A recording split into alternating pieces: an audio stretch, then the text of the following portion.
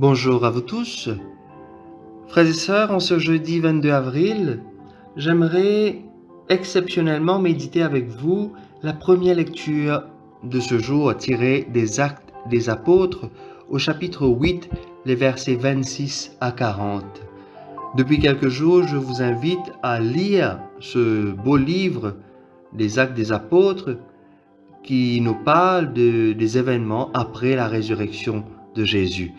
Et ce texte m'interpelle particulièrement aujourd'hui, surtout en marche vers le dimanche de prière pour les vocations, qui est le 4e dimanche de Pâques, aussi connu comme le dimanche du Bon Pasteur. Donc en ce jour, nous méditons les Actes des Apôtres, la première lecture tirée du chapitre 8, les versets 26 à 40. En ces jours-là, l'ange du Seigneur adressa la parole à Philippe en disant : « Mets-toi en marche en direction du sud. Prends la route qui descend de Jérusalem à Gaza, elle est déserte. » Et Philippe se mit en marche. Or, un Éthiopien, un eunuque, haut fonctionnaire de Candace, la reine d'Éthiopie, et administrateur de tous ses trésors, était venu à Jérusalem pour adorer. Il en revenait assis sur son char et lisait le prophète Isaïe. L'Esprit dit à Philippe : « Approche et rejoins ce char. » Philippe se mit à courir, et il entendit l'homme qui lisait le prophète Isaïe. Alors il lui demanda : « Comprends-tu ce que tu lis ? » L'autre lui répondit : « Et comment le pourrais-je s'il n'y a personne pour me guider ?»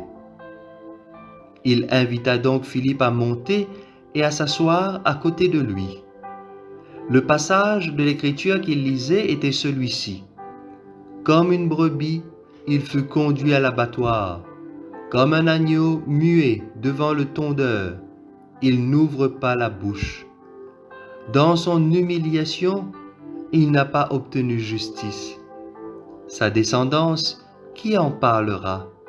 Car sa vie est retranchée de la terre. » Prenant la parole, l'eunuque dit à Philippe : « Dis-moi, je te prie, de qui le prophète parle-t-il ?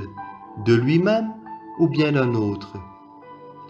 Alors Philippe prit la parole, et à partir de ce passage de l'Écriture, il lui annonça la bonne nouvelle de Jésus. Comme ils poursuivaient leur route, ils arrivèrent à un point d'eau. Et l'eunuque dit : « Voici de l'eau. Qu'est-ce qui empêche que je sois baptisé ? » Il fit arrêter le char, ils descendirent dans l'eau tous les deux, et Philippe baptisa l'eunuque. Quand ils furent remontés de l'eau, l'Esprit du Seigneur emporta Philippe. L'eunuque ne le voyait plus, mais il poursuivait sa route tout joyeux. Philippe se retrouva dans la ville d'Ashdod. Il annonçait la bonne nouvelle dans toutes les villes où il passait, jusqu'à son arrivée à Césarée. Parole du Seigneur. Alors, chers amis, l'évangile de ce jour est la suite des évangiles que nous avons lus depuis le début de la semaine, qui nous parlent de Jésus comme vrai pain descendu du ciel. Jésus continue à se révéler, à dire qui il est, même si les gens autour de lui ne comprennent pas tout. Mais il continue à affirmer qu'il est le portrait même du Père. Qui le voit, voit le Père. Et revenant sur cette première lecture que nous avons proclamée, le récit commence en nous disant : l'ange du Seigneur adressa la parole à Philippe et il se mit en marche. Vous savez, dans la tradition biblique, souvent quand nous entendons parler de l'ange du Seigneur, c'est une manière de nous dire que c'est le Seigneur lui-même qui parle. Ainsi, c'est le Seigneur qui s'adresse à Philippe directement ou indirectement, et ce dernier se mit en marche. Philippe est appelé et il répond à cet appel. Ce n'est pas de son propre chef qu'il agit, mais bien parce qu'il est appelé par Dieu pour une mission bien précise. La mission que Dieu lui donne, c'est de rejoindre le char dans lequel se trouvait ce haut fonctionnaire éthiopien.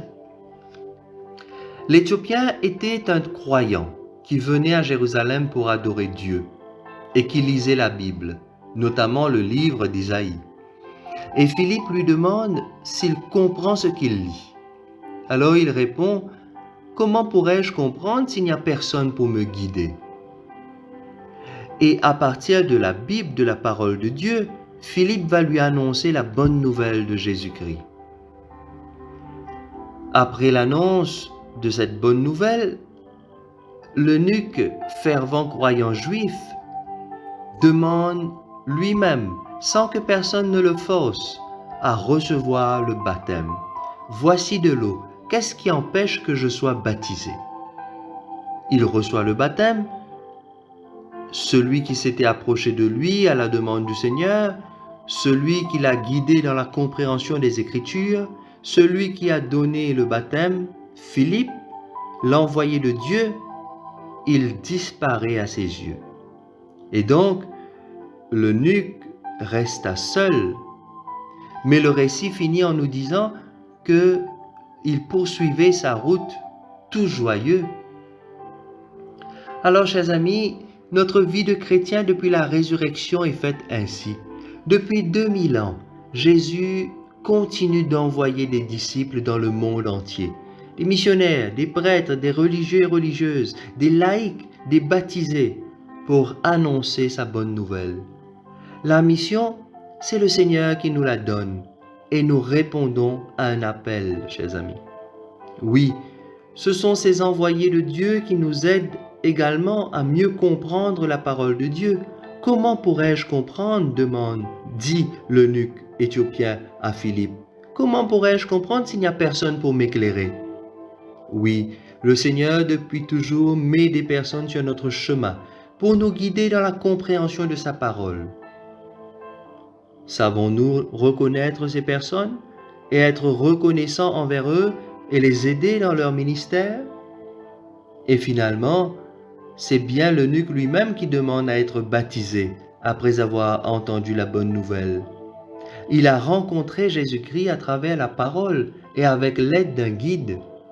Et finalement, même si les situations de sa vie n'avaient pas changé, même s'il s'est retrouvé seul sur la route, il repartit tout joyeux. Tout simplement parce que sa vie intérieure avait changé. À présent, il était habité par l'Esprit du ressuscité, le Christ, lui-même qui est le vrai pain descendu du ciel, celui-là même qui nous conduit vers le Père. Alors, chers amis, durant cette journée, simplement, je vous invite à prier pour tous ceux qui ont reçu le ministère d'enseigner la parole de Dieu. En premier lieu, les évêques, les prêtres, et ceux qui nous guident dans la foi, nos catéchistes, ceux qui s'occupent des catéchumènes, ceux qui accompagnent les personnes, les enfants, les jeunes vers le baptême. Oui, chers amis, c'est le Seigneur qui continue à envoyer des ouvriers à sa moisson, et cela depuis plus de 2000 ans. Prions ce matin. Seigneur, nous te prions pour tous ceux que tu appelles comme ministres de la parole, afin d'édifier la foi de ton peuple.